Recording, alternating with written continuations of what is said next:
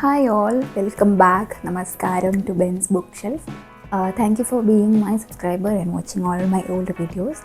It makes me happy to be doing this. I started it as a hobby and I'm glad I'm able to take it forward as a hobby itself. And I would like to maintain this for a long time, at least until all the books are covered or or I wouldn't be happy. So yeah, with that note, let's get into today's video. As usual, no changes. We have our bowl and the red tokens with us, and you see all the books with the red tokens themselves. So how we carry forward the video, if you are a continuous watcher of the videos, or if you get to sleep while watching my videos, you will know that I pick a number and talk about the book that corresponds to it. So today is going to be no different. Let's get into the video. Okay, I'm not listening.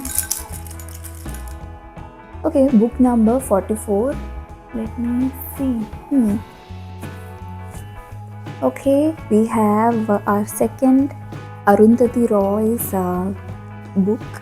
I read it. This is the second book of Arundhati Roy that I read, and I read it in 2025. It's completely a political novel, that's what I would say. And yeah, let's get into it. Too much details before I even start. Let's get into the video. So before I get into the political stuff of the book, I would want to go through the cover as well as the the paint on the paper itself. It's red.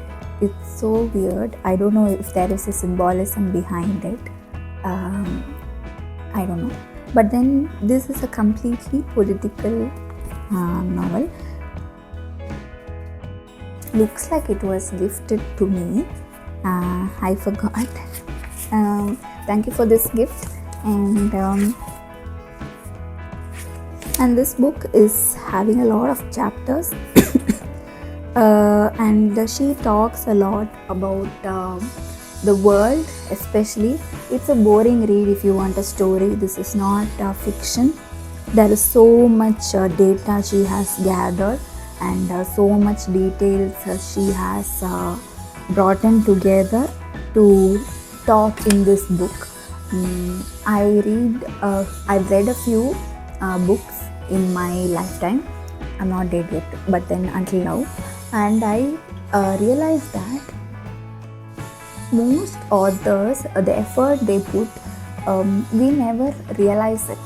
We just read the book and take what we have to take from it, and then we move on to the second book.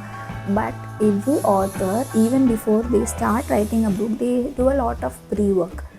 Especially if you're writing a non-fiction. Fiction is completely imaginary, so you do a bit of pre-work. You might go through and analyze things, but it's completely imaginary what you put in the paper. But for a non-fiction writer, a self-help or talking about an event, these kind of things need a lot more analysis, and Roy has done an exceptional work in this novel. So much data, and she talks about how things that the government does may or may not help its people, and how when government does something, they do it at the top level, and it might not actually come down to the roots. So it might get stagnated somewhere. So much corruption and everything is going on, right? So it might not reach the actual people who the schemes are actually put out to. So that is talked a lot in the book, and also it talks about war. I'm not going into that. There are few things that I remember from reading the book. It's about how for construction, for infrastructure improvements within different places in India. They promised the farmers, because India is a highly agricultural land. It's depending a lot on agriculture. So when you construct something naturally outside a city, it could easily be a farmland or somewhere near a waterway. So if you are constructing a dam, I do see dams being discussed a lot in the book. So when a government decides to construct a dam, ignore the background noise, there is some work going on. So if the government decides to construct a dam or something in an agricultural place, it would have to shift the people who live based on the lands nearby to a different place. But looks like most of the times the number of people who have been shifted are very less. The history of the people who lived there has completely been lost once the dam or the infrastructure has been constructed. So nobody goes behind the people who have been moved forcefully.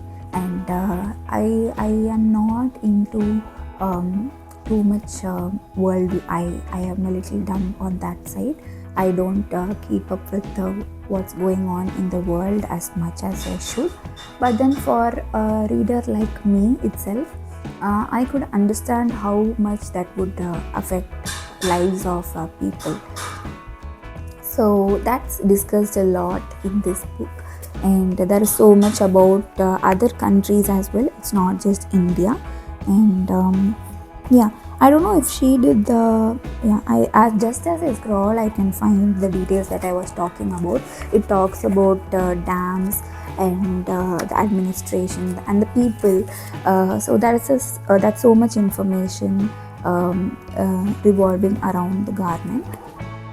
But then what's the essence that you have to take from the book is for you to read and find it out yourself. If you are new to reading, I would not suggest this book. It's hard to keep up, and it's a very slow read. You have to spend a lot of time to finish the book if you are not into talking about the world and the people and political parties and things. But if you are really interested in these kind of things, if you know today's petrol price, probably this book is for you, and you might love reading the book. For me, it is 5 out of 10. It's something that I wouldn't myself go and pick it up, but then I wanted to pick it up because it's an Arundhati Roy's book, and her first book, The God of Small Things, is completely different from what this book is, and I love that book. So yeah, that's about the Algebra of Infinite Justice by Arundhati Roy. I'll see you all in my next video.